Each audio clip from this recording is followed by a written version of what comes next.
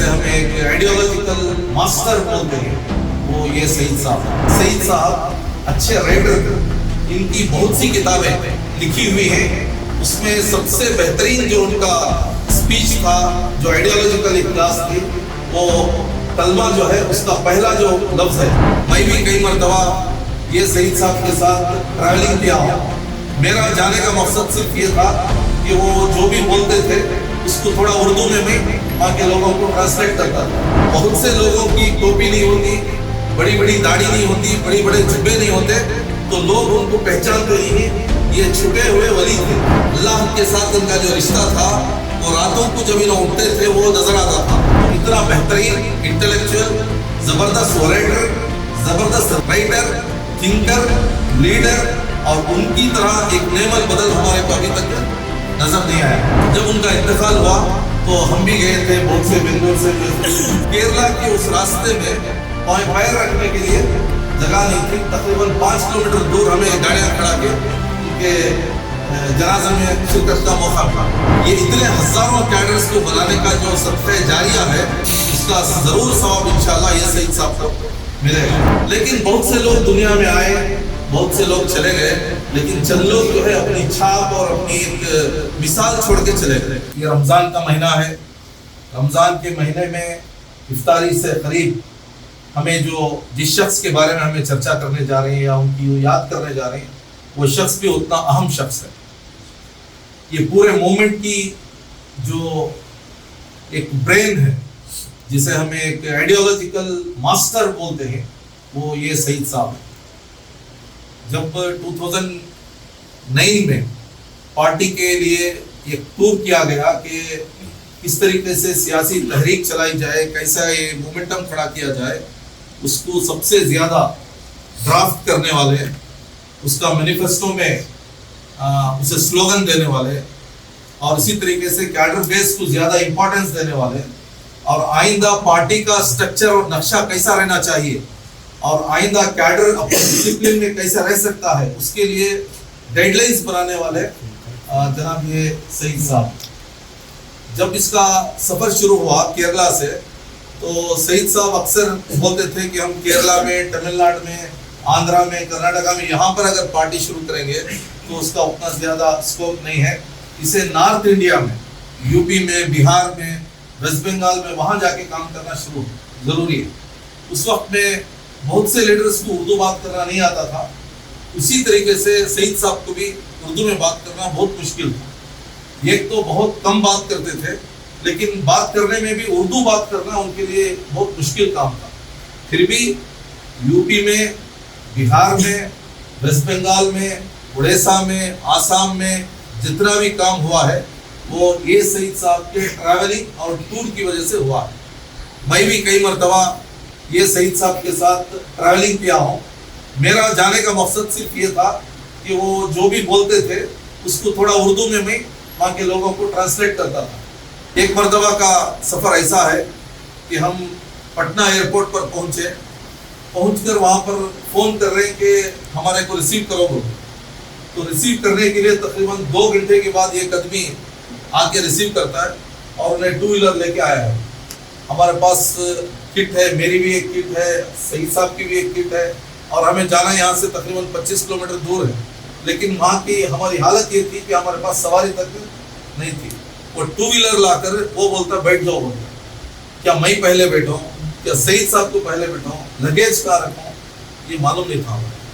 बाद में उन्होंने क्या करती, तुम्हें 2 जने ही बोल के हमने मालूम नहीं, हमें यहाँ से एक बस जाती है, उसे इंतज़ार करो करके बोल को 2 घंटे हमने एक मस्जिद में इंतज़ार करा दिया।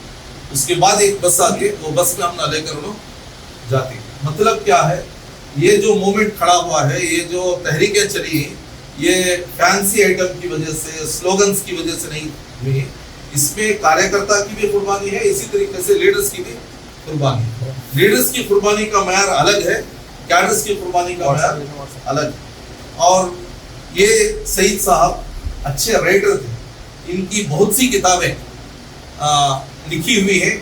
उसमें सबसे बेहतरीन जो उनका स्पीच था, जो आइडियोलॉजिकल एक क्लास थी, वो कलमा जो है उसका पहला जो लफ्ज है ला इलाहा इल्लल्लाह, सिर्फ ये आधे के ऊपर تقریباً ہمارے کو 20-25 کلاسز لیے کہ لا الہ الا اللہ کیا ہے اور اس سے آئندہ قیامت تک اللہ تعالیٰ قوم سے کیا چاہتا ہے, انسانوں سے کیا چاہتا ہے, سماجی اعتبار سے, سیاسی اعتبار سے, تعلیمی اعتبار سے اور فیملی کے اعتبار سے اس کا مقصد کیا ہے, یہ کس لیے بولا گیا اور اس کا بیک گراؤنڈ کیا ہے, اس کے اوپر زبردست کلاس لیتے تھے. ایک مرتبہ ہمیں منگلور کے ایک کلاس میں تھے, تقریباً مجاہد بھائی اور ڈسٹرکٹ لیڈرز بھی تھے, ایک جھوپڑی کے اندر جو ہے انہوں وہ کلاس لے رہے تھے.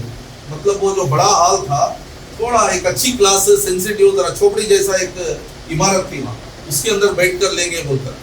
وہ کلاس کی گرمی تو الگ تھی, اوپر کی گرمی الگ تھی, پورا پسینہ پسینہ ہو رہا تھا.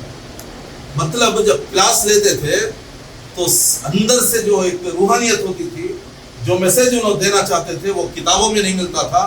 خود بیٹھتے تھے, ریسرچ کرتے تھے اور آسان زمانے میں لوگوں کو سمجھ میں آنے کے لیے ریلیونٹ سبجیکٹ جو ہوتا تھا وہ بنا کر پیش کرتے تھے. لیکن بہت سے لوگوں کی ٹوپی نہیں ہوتی, بڑی بڑی داڑھی نہیں ہوتی, بڑے بڑے جھبے نہیں ہوتے, تو لوگ ان کو پہچانتے نہیں. یہ چھپے ہوئے ولی تھے. اللہ کے ساتھ ان کا جو رشتہ تھا وہ راتوں کو جب انہوں اٹھتے تھے وہ نظر آتا تھا. تو اتنا بہترین انٹلیکچوئل, زبردست ورائٹر, زبردست رائٹر, تھنکر, لیڈر, اور ان کی طرح ایک نعم البدل ہمارے کو ابھی تک نظر نہیں آیا. بہت سے لیڈرز ہیں, ہر لیڈر کی الگ الگ کوالٹی ہے, الگ الگ صلاحیت ہے, الگ الگ ایک ان کی اندر قابلیت ہوتی ہے, لیکن یہ جو ہے ملٹی ٹیلنٹڈ تھے. اور ان کا جو پیشہ ہے وہ پوسٹ آفس میں ہائر آفیسر تھے.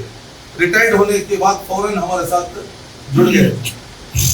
جب ان کا انتقال ہوا تو ہم بھی گئے تھے, بہت سے بنگلور سے, میسور سے لوگ آئے تھے وہاں. کیرلا کے اس راستے میں پیر رکھنے کے لیے جگہ نہیں تھی. تقریباً 5 کلومیٹر دور ہمیں گاڑیاں کھڑا کے ان کے جنازے میں شرکت کا موقع ملا. ہم جو جنازے کو گئے تھے وہاں پر نماز ہو رہی تھی, اتنا بڑا مجموعہ تھا, ہم سمجھے کہ یہی نماز ہو رہی ہے, تو معلوم ہوا کہ اس سے پہلے بھی نماز ہوئی ہے, اس کے بعد بھی نماز ہونے والی ہے. مطلب ان کے شافعی مسلک میں ریگولر کیا ہوتے ہیں, نمازیں ہوتی ہیں. تو آتا تھا قافلہ, نماز پڑھ کے جاتا تھا, قافلہ آتا تھا, نماز پڑھ کے جاتا تھا. تو پوری گورنمنٹ پریشان ہے کہ یہ علاقے میں کون ایسا آدمی تھا جو اس کے لیے اتنے لوگ آئے ہیں. وہاں پر یو پی کی گاڑیاں, تمل ناڈو کی گاڑیاں, کیرلا کی گاڑیاں, آندھرا کی گاڑیاں, اس طریقے کے تقریباً 10-15 اسٹیٹ کی گاڑیاں وہاں پر موجود تھیں. اور وہاں پر الگ الگ بھاشا میں بات کرنے والے لوگ وہاں پر تھے. اور ہر ایک کے چہرے پر ایسا محسوس ہو رہا تھا جیسا کہ اس کا ایک باپ کا انتقال ہوا. تو ایسا ایک بڑا لیڈر خاموشی کے ساتھ آئے, خاموشی کے ساتھ مومنٹ کے اندر کام کیے, خاموشی کے ساتھ چلے گئے. یہ اتنے ہزاروں کیڈرز کو بنانے کا جو صدقہ جاریہ ہے, جتنا بھی ہمارا سروس, سوشل سروس ہو رہی ہے, پولیٹیکل سروس ہو رہی ہے, جو بھی ہم جیلوں کو جا کے قربانی دے رہے ہیں یا الگ الگ طریقے سے تحریکوں سے قربانی دے رہے ہیں, اس کا ضرور ثواب انشاءاللہ یہ سعید صاحب کو ملے گا. جب ان کے گھر کو گئے, ہمیں گھر کو جانے کے بعد ہم دیکھ کے تعجب ہو گئے کہ گھر اتنا چھوٹا گھر, اتنا سمپل گھر. تعجب ہوتا ہے, ہمارے معمولی کاریہ کرتا کا گھر بھی ہوتا چھوٹا نہیں رہتا, بہت چھوٹا. سنگل, ایک بیڈ روم, ایک ہال, ایک کچن, بالکل سادگی کے ساتھ زندگی گزارے. جب انہوں سفر سے آتے یا سفر کو جاتے تو چھوڑنے کے لیے, ان کو ریسیو کرنے کے لیے 25 لوگ ہوتے تھے. لیکن ان کی اتنی سادگی وہ بالکل عجیب چیز تھی. لیکن بہت سے لوگ دنیا میں آئے, بہت سے لوگ چلے گئے, لیکن چند لوگ جو ہے اپنی چھاپ اور اپنی ایک مثال چھوڑ کے چلے گئے.